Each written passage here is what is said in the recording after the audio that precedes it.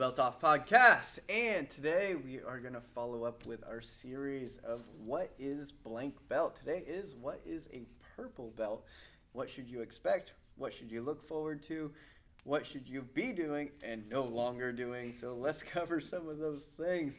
What's the first thing that you look at when you have a brand new purple belt? Where should everyone's going to be different on what they need to focus on? Everyone's different, man. Everyone's different. But they're a purple belt, which means they are the first advanced belt in jiu-jitsu. So they've taken off their training wheels. They're actually moving along in the jiu-jitsu journey at this point. If you've gotten a purple belt, you're probably a life longer.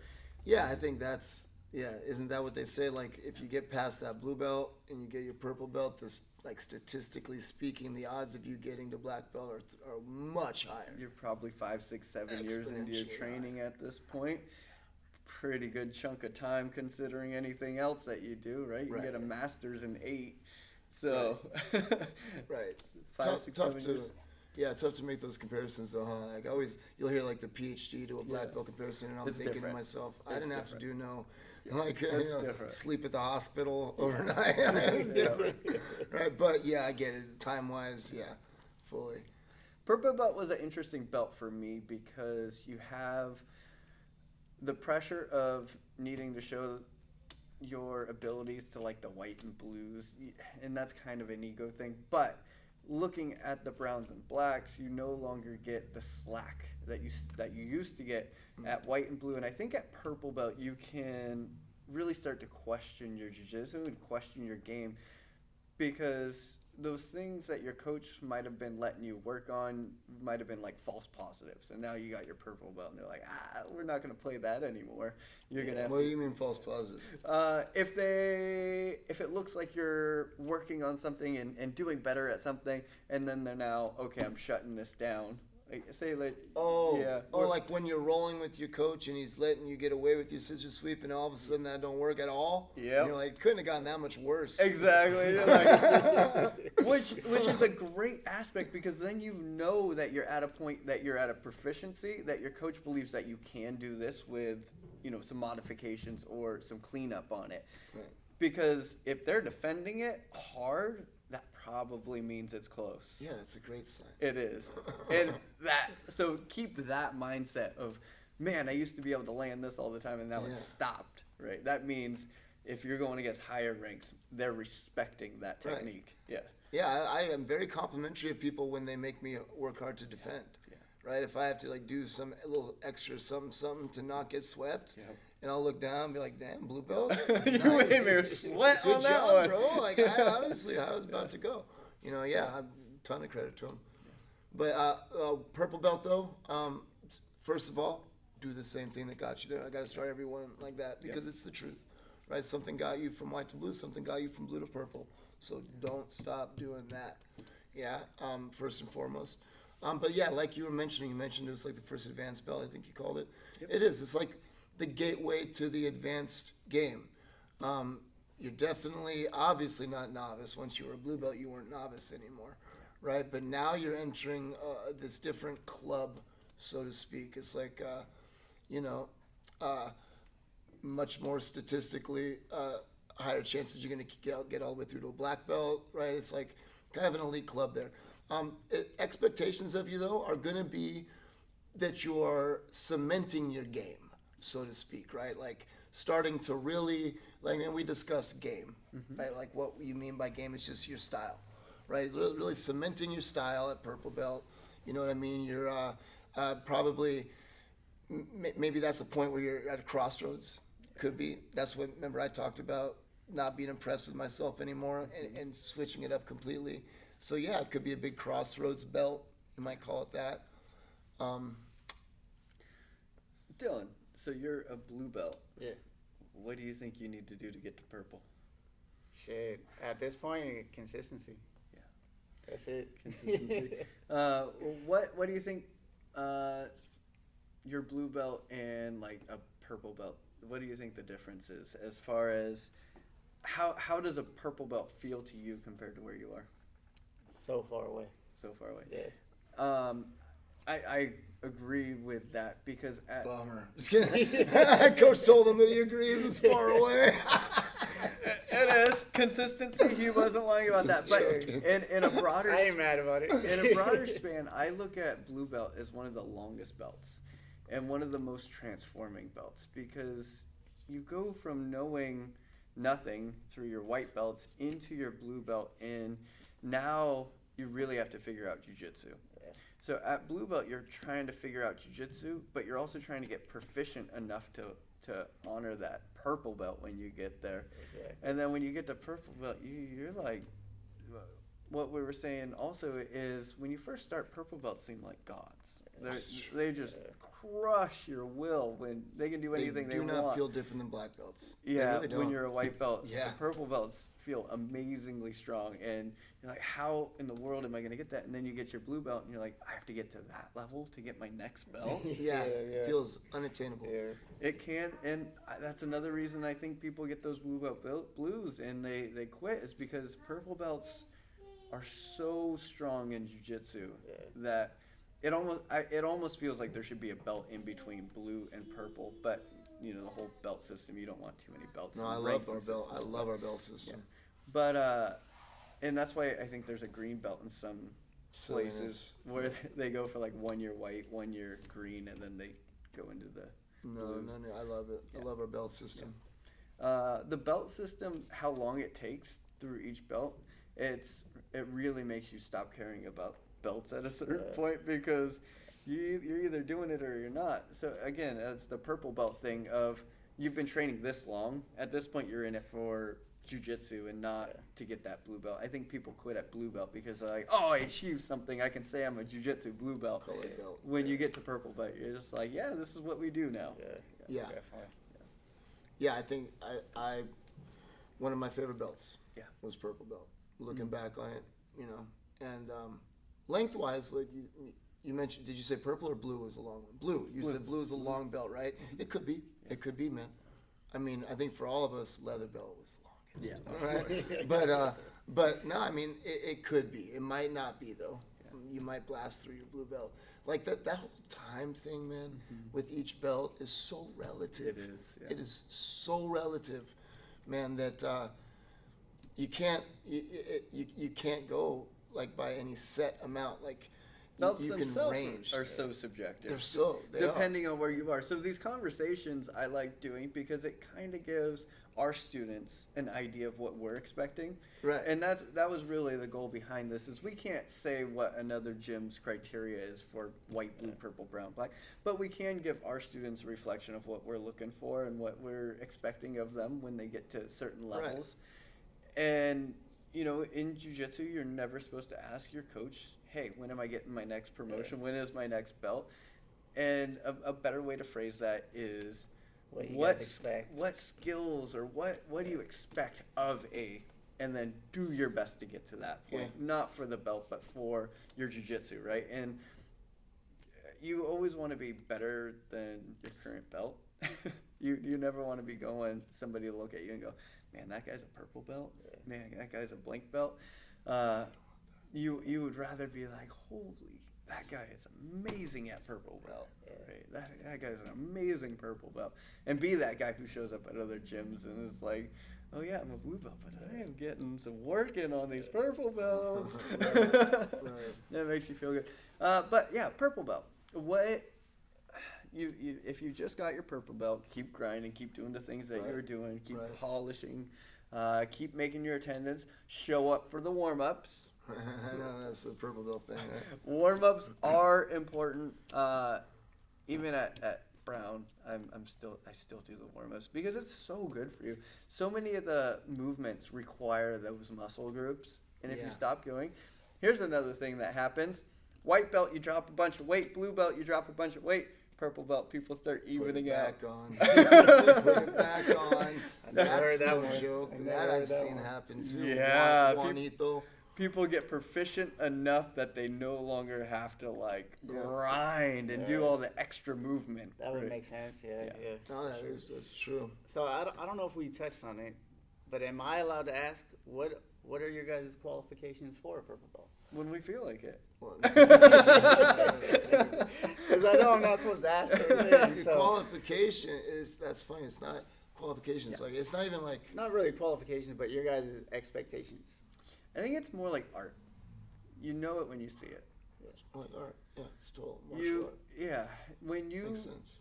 are watching or when you're feeling somebody roll, there's a proficiency and there's a movement that you can tell that guy knows what he's doing. Yeah. He's got the mindset, he can see, he can foretell where he wants to go, where he's trying to go. Right. His movement's clean, it's Right. not choppy, he's got a game plan. And you can see that through somebody's jiu-jitsu. Right. So it's less about, here's a checklist, I want to see one submission, I want to see one sweep, I want to see, it's not so much that. Yeah. There are places who do have checklists and they actually have belt testing and all that. Right.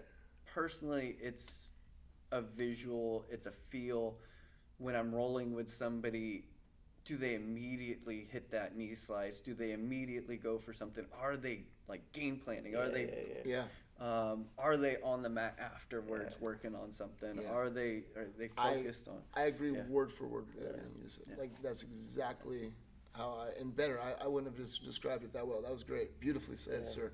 Because it is like looking at Good. I'm gonna have to get that black belt one day. I'm going to use it. I'm going to use that in the future because it is like observing art, right? And it makes sense since it's a martial art. But that's exactly what it is, and it's exactly that you are seeing that their decisions are correct, that they got the right idea, even if it doesn't work, right? Like I've told people so many times, like, hey, good job, even though they just got swept and mounted, because I saw what you were thinking. Yeah. I've told them that. That I makes saw sense. what you were thinking, and it was correct. Yeah. Good job. Didn't work. Right idea, wrong delivery, whatever you want to say. But yeah, that's exactly, really, to be honest, what it is. That's why I feel like I'm far away because, like, I don't know if it's consistency. It could be a little bit of consistency, but I feel like what was working for me before isn't working for me now, and I'm getting stuck. And instead of game planning, it's more just survival mode still. What I was going to add on before you mentioned that was exactly that. The only way to have those bing, bing, bing, bing, bing is to be doing it all the time. You're Right. not going to have that flow. You're not going to have that pretty look. You're not going to have the art unless you're doing Right. it all the time. Gracefulness. I've had, people who have come in and it's like, all right, you're gonna smash that blue belt in no time. They Like, don't show up enough. and then all of a sudden they're gone for a while, and then they come back and it's like, okay, where you were isn't where you are, and so we got to catch that up, and then we can start, on that path again. Right. But consistency is everything, and that's where where you were talking in the blue belt one of, hey, if you're not ready to like give this a go, maybe just take a break. Yeah. Maybe just take a break. Because if you're doing like you were saying, if you're doing the bare minimum just to stay kind of relevant, then Right. it's not really there. That's me. Yeah. No, Right now. you don't want to do that. You might as well just take a break because obviously your heart's not in it, man. Doing the bare minimum. Think about that in any aspect of your life. And maybe there's some times where it's appropriate. Like if you're having just one of those days where, man, just getting the right foot in front of the left is hard. Okay, do the bare, then whatever. But like, you don't want to make a habit out of that. You ain't gonna get much better at anything in life doing the bare minimum. You need to commit to it at least a couple days a week. One day a week, if you're going through like a patch, okay, make it work.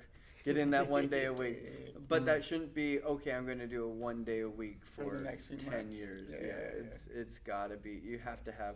And you might go through patches of your life where you can get in 4 or 5 days a week. And during those times, get it. And then you might have a month or two where it's like 1 day a week. And then you'll have another patch where you can hit 3 or 4 a week. That's not just doing the bare minimum. That's doing what you can when you can. But you also have to make time for it, right? So many people make excuses of having time or not having time when it was just an effort. They made an excuse. Don't lie to yourself, man. Yeah. Be real with yourself. If you don't have the time, you don't have the time. But if you do and you just don't have the motivation, what's the difference between sitting there and telling yourself, like, man, I don't have the motivation to do this today, and saying, man, I don't have the time to do this today?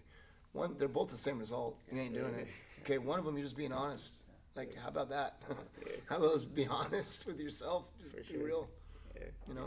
Hey, you know what though? On the purple belt thing, I think this would be a good belt. I believe. I believe that this would be a good belt if you're a purple belt to really start focusing in on whether if you're the big guy, right, being a good role for people, right? Like I would expect my purple belt little guys to start being able to handle bigger guys, and I would expect my purple belt big guys to start being a great role for little guys, right? And that I'd say purple belt would nail that one because blue belt, you know, you still like, you know, it's not, you're not quite, you just got your blue belt, you're not a novice anymore, but you're still learning how to control your vehicle a little bit. Yeah. You know, by purple belt, I expect you to have enough control.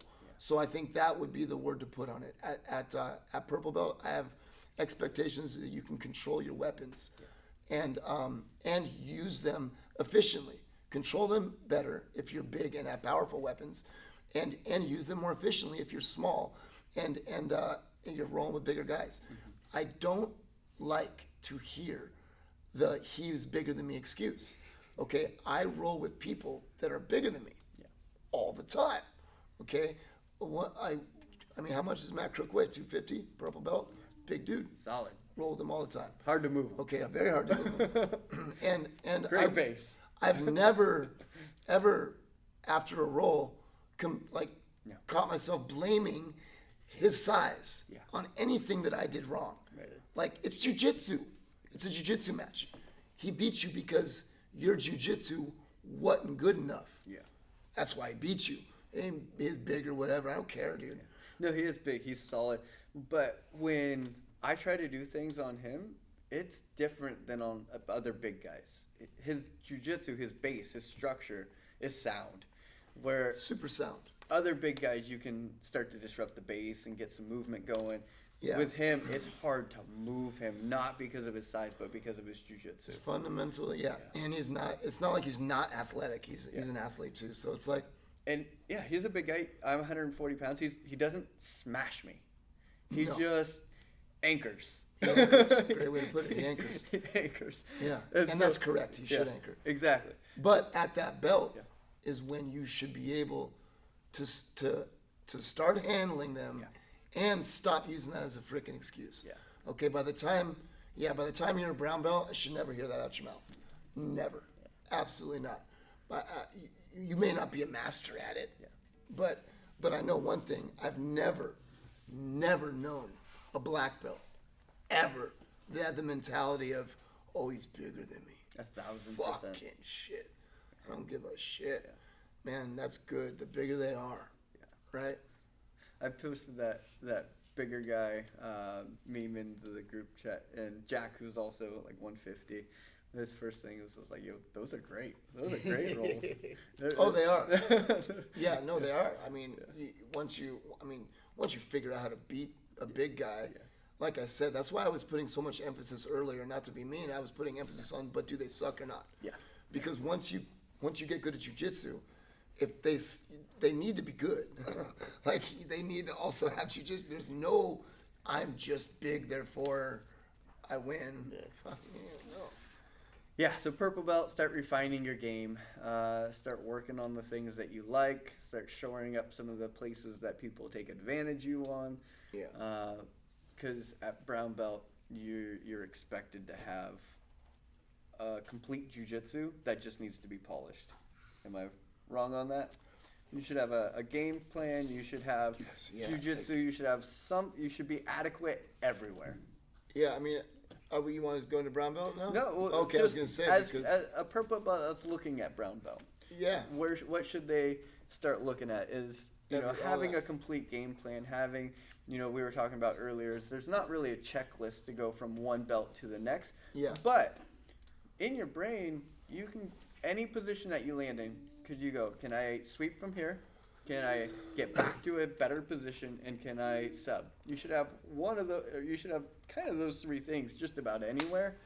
I mean, but like by that, do you mean that you should be able to pull it off, or No, because no. you might not be able to? No. What I'm saying is you should have options.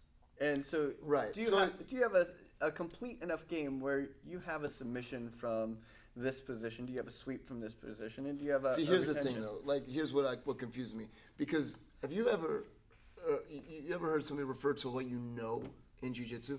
Doesn't that word sound like a written test? Sure. Doesn't that word, like, if you were to like everything you just said, the way you stated it all, sounded like I'm going like this. Yeah. Okay. Do I know a submission? Yes. And I write that, but that's not jiu-jitsu. So you can sit there and say, hey, I don't know one, I know 10 submissions from closed guard. Ezekiel, armbar, triangle. Yeah. Okay, cool, bro. Can you do any of those? Well, maybe you could even show me all 10. Does that mean you know them? No, it doesn't. No, fuck no. Because actually you're playing them. And that's, Yeah, That's we why I get want to that a say, lot. are you able to pull them off? Like, Yeah. is that what you're saying? Because you might not be able to pull them off 3 from every position. Like, that's hard on certain people, you know. Right. But here, having check. a general knowledge from every position, I guess, is where I was trying to go with that. I mean, having a general, yeah, because you're a purple belt, right? We're on the purple belt one. Here's what it is, bud. You got to be able to trust your jiu-jitsu, okay? By the time, you're That's a a good purple one. belt, if you don't trust your jiu-jitsu yet, there's a big problem, okay? White belt, you may fully be. This is a coin flip in my head. It might work. It might be absolute trash. Blue belt, you're like, okay, I now believe jiu-jitsu works, no doubt. But my jiu-jitsu is, by purple belt, I'm starting to trust my own jiu-jitsu. And that's important, right? That's a good way to put it. Yeah. I like that because I've shown moves and I'll have people say, I can't do that. So like, if they're mounted in a competition, I'll be having them try to do like a push on the knee pass. Like you're trying to scoop it and get back to like a half guard. Recovery. And in your brain, if you're not trusting your jiu-jitsu or you don't have confidence in your jiu-jitsu, you're like, I don't want to turn. I just want to stay safe. I want to stay right here because right here I'm good.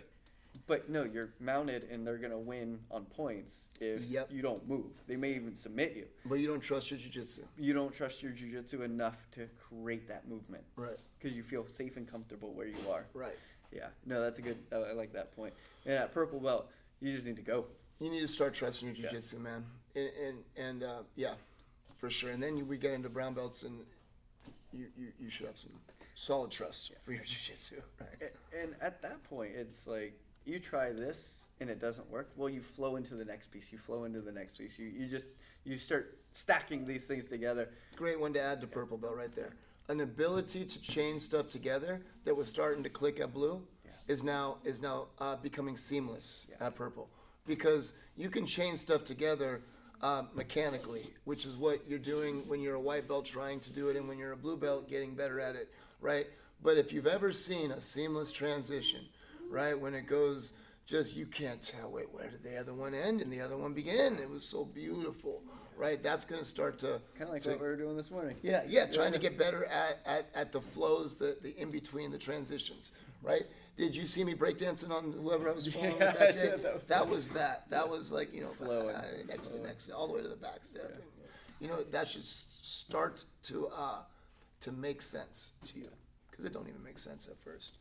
Yeah, no, that's a amazing piece, is being able to, one, set things up, but failure, next failure, Right. next failure, next failure, next Right. failure, until Failure, you right. find that sweet spot where you slip into a groove and you're like, all right, I got top. Or Right. you're like, all right, I got the sweep. It's like you're failing forward. Yeah, exactly. You're failing Every forward. time I fail, I'm just Scissor failing sweep forward. didn't work. Okay, kick out that knee. All right, that didn't work. Oh, Yeah. triangle. Oh. And at the end, as you sit there with your arm bar, you're glad none of that worked. Yeah, see, I'm nowhere near that right now. Right. Got to put in those hours. Yeah, That's what it comes man. down to, is putting in the hours. Definitely. All right, so purple belts, don't get discouraged. Keep on grinding into that brown belt, and we will have that one coming up shortly. Make sure you like and subscribe to catch the next one. Catch Dylan Degato and his weight loss journey and your weight loss journey. If you're following along, you can tag along with him, lose that weight, hit him up for the macro and micro information. Catch Esteem Jiu-Jitsu in Petaluma, California, and of course, AKS Martial Arts right here in Rohnert Park.